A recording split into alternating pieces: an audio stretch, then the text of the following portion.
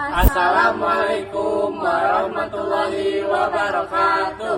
Kuring bade ngenalkeun kelompok simkuring nyaeta ti kelompok 5. Tepangkeun nami abdi sadana Syiwa Azhara sareng rencangan abdi nyaeta Nami Abi Muhammad Fuadi Al-Haitaki. Nami Abi dari Firmansyah.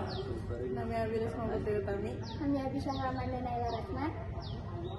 Dina ieu kesempatan simkuring bade ngidangkeun materi ngeunaan cagar budaya Sumedang nyaeta di museum. Mugia naon anu bari simkuring tepikeun tiasa janten manfaat sareng nambihan wawasan kasadayana. Amin. Simkuring nyuhunkeun dihapunten upami dina pamaparan aya kalepatan atanapi kakirangan. Hatur nuhun kana perhatosanna. Wassalamualaikum warahmatullahi wabarakatuh. Kabudayaan Sunda mangrupa warisan anu kacida luhungna, pinuh ku ajen inajen sajarah, tradisi, sareng jati diri hiji bangsa. Salah sahiji tempat anu nyimpen sareng miara eta warisan nyaeta Museum Gesan Ulun anu parahna di Kabupaten Sumedang. Museum Gesan Ulun henteu ngan saukur tempat panyimpen barang-barang pustaka kerajaan, tapi oge janten saksi bisu sajarah kerajaan Sumedang Larang. Sareng kamekaran kabudayaan Sunda ti mangsa ka mangsa. Ku ayana museum ieu masyarakat khususna generasi ngora tiasa langkung wanoh sareng mika cinta kana sajarah sareng kabudayaan sorangan.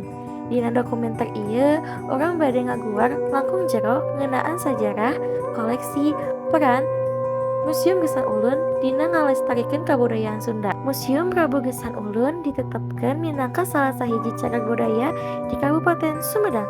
Ieu hal nunjukkeun yen museum ieu miboga ajen sajarah, budaya, sarta ilmu pangaweruh anu kacida pentingna pikeun dilestarikeun.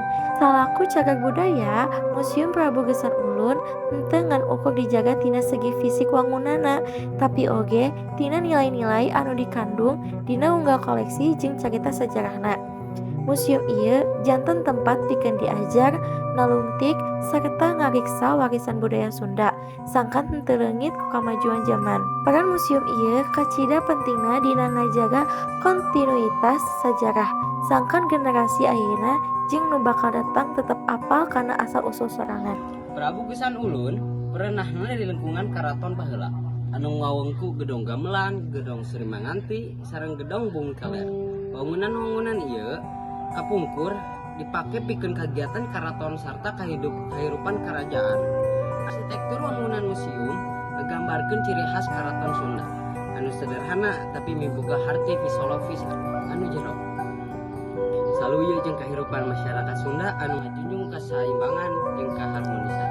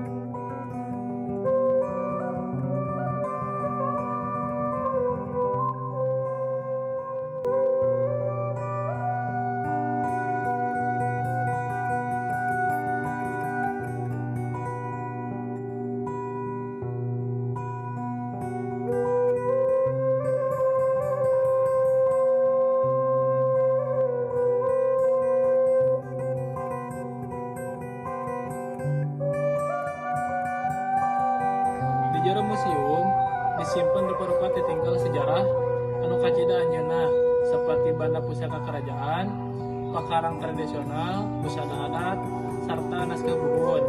Salah sahiji koleksi anu paling berharga nyaeta mahkota Binokasih yang pake anu jadi lambang kawasan serta legitimasi raja-raja Sunda. Mahkota ieu mangrupa simbol penting dina sejarah pemerintahan kerajaan Sunda di Tengah Pasundan. Salieun ti eta di Museum Prabu Gesan Ulun oge disimpen mahkota Binokasih, hiji pusaka anu kacida pentingna dina sajarah Tatar Sunda. Mahkota ieu mangrupa lambang kekawasaan jeung kahormatan raja-raja Sunda anu kungsi dipake dina upacara kraton minangka tanda legitimasi pamimpin. Mahkota Mahkota Binokasi teu saukur barang bersejarah, tapi oge ngandung ajen filosofis anu jero, saperti silih asih, silih asah, jeung silih asuh, anu jadi dasar dina kahirupan masyarakat Sunda. Pusaka ieu nuduhkeun kumaha pamimpin Sunda zaman baheula ngajalankeun kakawasaanna kalayan wijaksana, adil, jeung tanggung jawab. Kalayan ayana Mahkota Binokasi di Museum Prabu Geusan Ulun, masyarakat diajak pikeun leuwih ngahargaan kana sajarah Karajaan Sunda serta ngariksa warisan budaya anu mimoga ajeun luhur pikeun generasi ayeuna jeung anu bakal datang. Salian ti eta, di Museum Prabu Geusan Ulun oge dipidangkeun rupa-rupa ditinggal keraton anu miboga ajeun sejarah anu luhur. Salah sahijina nyaeta kereta keraton anu baheulana dipake ku raja atawa kulawarga keraton dina kegiatan resmi. Kereta ieu janten lambang kakawasaan, kaluhuran martabat, serta kamulyaan Kerajaan Sumedang Larang. Museum ieu oge nyimpen wayang topeng anu ngagambarkeun kabeungharan seni pertunjukan Sunda. Wayang topeng teu saukur dipake pikeun hiburan, tapi oge minangka media pikeun nepikeun piwuruh kahirupan, ajeun moral, jeung carita sejarah ka masyarakat. Saterusna aya oge pakarang tradisional saperti pedang anu janten bukti kumaha karuhun Sunda ngajaga karajaan kalayan kawangi jeung tanggung jawab.